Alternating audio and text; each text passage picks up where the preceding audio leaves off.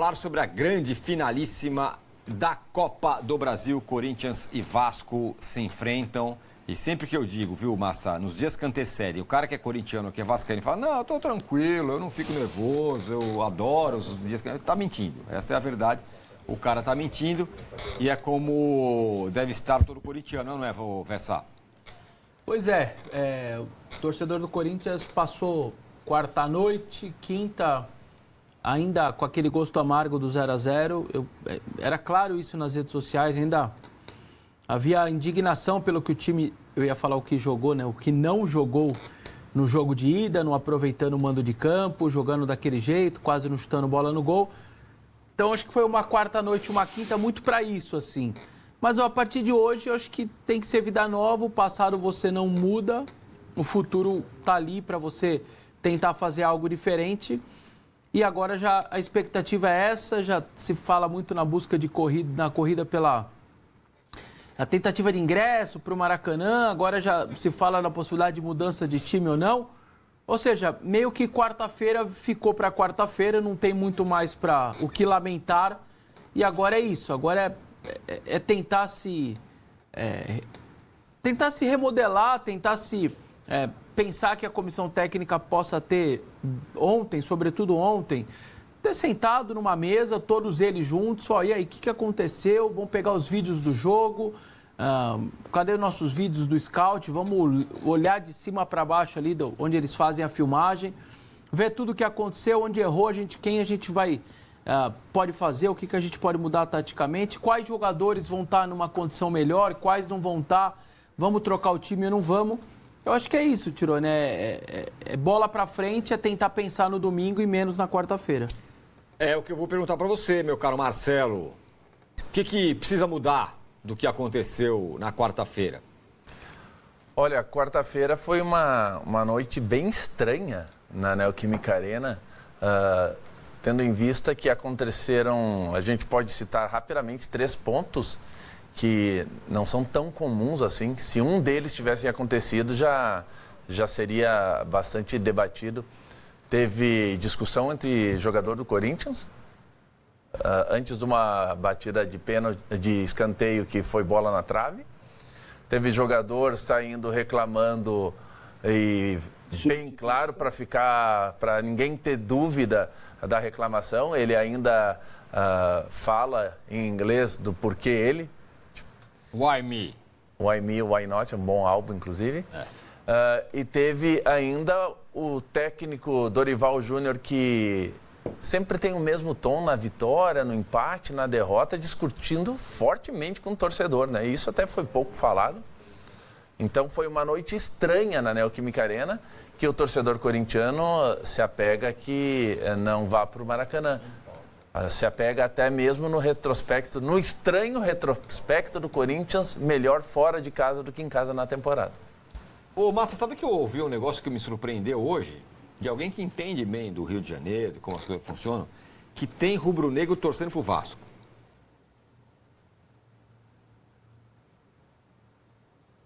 Sabia? Eu sempre quero conhecer essas pessoas. Eu nunca Não, considerando que o Flamengo é uma torcida muito nacional, então tem caras que não precisam estar necessariamente dentro da cidade do Rio, do estado do Rio, mas de fora que quer o Vasco campeão. Quem diria, né? Olha, eu estou muito espantado com isso, certo? Estou muito espantado. Porque é a mesma coisa que alguém falar que aqui em São Paulo tem gente... Tem palmeirense que vai torcer pro Corinthians. Fala sério, né? Acho que só eu, né? Para acertar a minha previsão.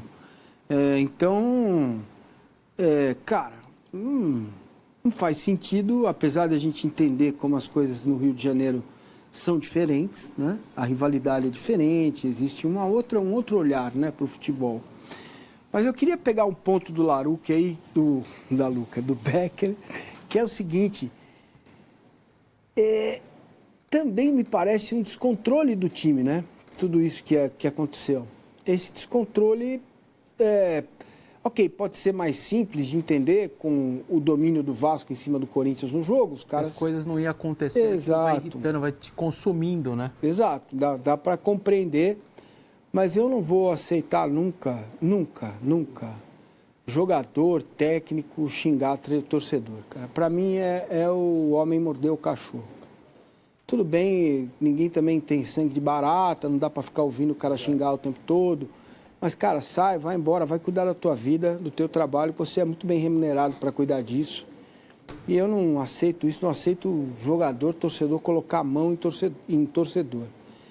Como eu critiquei bastante, duramente o Rogério Ceni quando ele enfiou a mão lá no torcedor do celular lá e tal.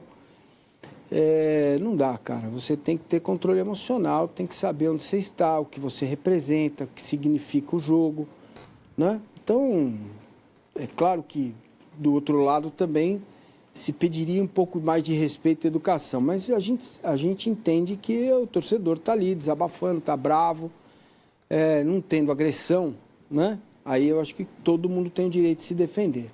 Mas sendo xingamento, acho que o Dorival foi mal, o que não é de feitio dele.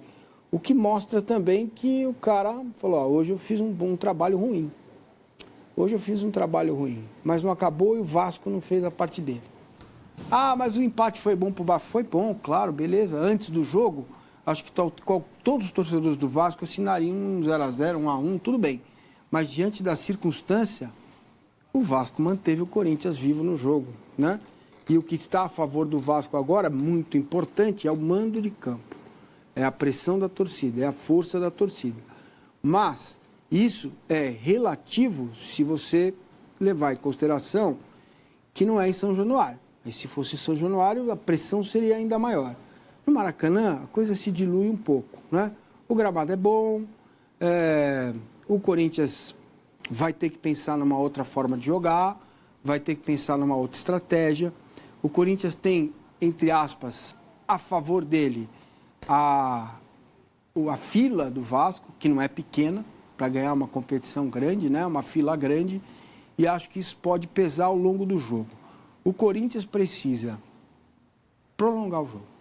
O Corinthians precisa levar o jogo e ir empurrando o jogo, para que o Vasco sinta um pouco essa pressão, porque nos pênaltis o Corinthians é 10x0 em ficha. 10x0 em ficha nos pênaltis. Essa explanação do Massini, do professor Paulo Massini, eu discordo bastante do que ele ia falar, concordo. Não, eu discordo bastante do que ele falou. Deu uma soprada e depois chicote. Eu vou começar pelo final. O Léo Jardim é tão pegador de pênalti quanto o Hugo Souza. Aliás, a estatística mostra que a diferença dele para o Hugo, ele pelo Vasco, Hugo pelo Corinthians, por incrível que pareça, é bem pequena. Ele tem um aproveitamento alto também de pênaltis. Se eu não me engano, tá 30% a 26%. É um negócio bem impressionante que o Léo Jardim pega de pênalti também. 26 para 30 no pênalti é bastante. Mas não é aquele goleiro que não pega pênalti, que você não confia, ou que... Não, pelo contrário, eu acho que ele é pegador de pênaltis, então eu começo discordando daí. A outra coisa, eu não acho que se fosse em São Januário a pressão seria maior. Uma coisa é ter, com 2.000 e poucos lá de visitante, 19 mil vascaínos contra 60 mil. São 3 vezes mais, eu acho que é muito mais pressão no Maracanã, é muito mais mesmo. Pô, Vessa, mas você contraria a lei da física. Os caras estão longe no Maracanã. Maracanã está de Copa. Mas eu tô com massa. O gramado está longe. Isso está errado também. O cara está longe. Tudo cara. bem. Então você quer dizer que jogar no Entendeu? Bruno José Daniel vai ser uma expressão jogar no Morumbi? Claro, pô, a distância. Não. O aperto é muito maior em São Januário. Entrar no estádio, sair do estádio. O Vasco perdeu do Juventude, sabe? O Juventude rebaixado em casa. Então, agora, recente, Mirassol, perdeu do próprio Corinthians 3x2 em casa. O Corinthians perdeu do Ceará, pô. Eu sei, mas o que eu tô dizendo é o seguinte, eu acho que o fator estádio, para mim, com 60 mil pessoas é muito pior do que com 19 mil. Para mim, acho que é o triplo de pessoas. Outra coisa que eu não consigo desassociar, esse 0x0, cara, você volta para o Rio de Janeiro, não é só com não perder, é a postura que você demonstra. O Vasco está muito mais confiante, esse 0x0 deixa o Vasco grande para jogar, na confiança, a ponto do Verrete lá, fizeram leitura labial, vambora, agora em casa, não sei o quê, vambora. E aí há relatos que no intervalo mesmo, vambora, o jogo tá bom pra nós, não sei o que, tal, ele gritando com os outros jogadores naquela entradinha do vestiário. Então, claramente é um Vasco que volta pra casa muito confiante, não só pelo placar, mas pelo que ele jogou. A outra coisa, fisicamente, me parece o Vasco muito melhor que o Corinthians. O Vasco não tem um problema sequer. Os caras estão todos bem fisicamente. Começaram o jogo praticamente do jeito que eles terminaram. A boa parte deles são jovens. O que corre, o Gomes, o Nuno, o próprio Coutinho, está longe de ser aquele cara das lesões musculares que não conseguia jogar. Pelo contrário, se comportou bem quase o jogo inteiro fisicamente, ajudando, distribuindo e tudo mais. E ainda você tem o Ryan, que é muito diferente de qualquer outro, assim, ele é um cara, a força física dele, se você pegar os outros 21 do campo, ninguém nem chega parecido com ele.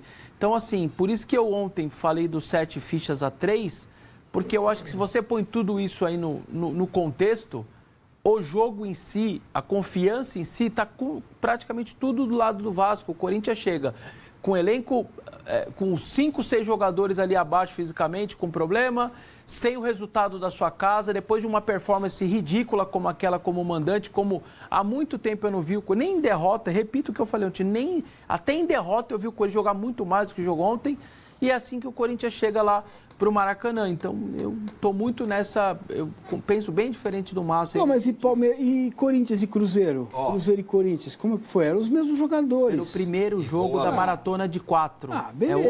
É outro cenário. Tá, mas teve um a mais. O Vessone discordou completamente, frontalmente. Sim, você, né? e foi bem, ele tem bons argumentos. Eu discordo frontalmente do Vessone também. Mas você acabou de discordar de mim. Só do Maracanã. A história que o Corinthians chega, meu Deus, o Vasco tem muita vantagem. Não acho pelo contrário.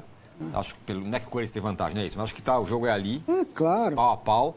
Vamos lembrar, por falar em estatística, o Corinthians ganhou todos os jogos fora de casa na Copa do Brasil até agora. Isso, todos, 100%. De todo mundo. Segunda-feira, se o Corinthians ganhar, é isso tudo aí. Faz parte faz parte do olhar corintiano, Sim. desculpa, que é o seguinte, ganhou lá no Maracanã contra 60 mil, épico. É isso. É isso. E vou mais além. Se tem alguém pressionado é o Vasco com uma bigorna nas costas de 16 anos sem ganhar nada. E vou mais além ainda. A final da Copa do Brasil 2023. São Paulo ganhou no Maracanã e veio para São Paulo com uma bigorna nas costas para ganhar o título, estava na fila e quase perdeu. Empatou o jogo lá e foi campeão. Cara, a pressão da fila, para mim, é muito grande, é muito pesada. E agora vem Marcelo Becker para discordar de nós três.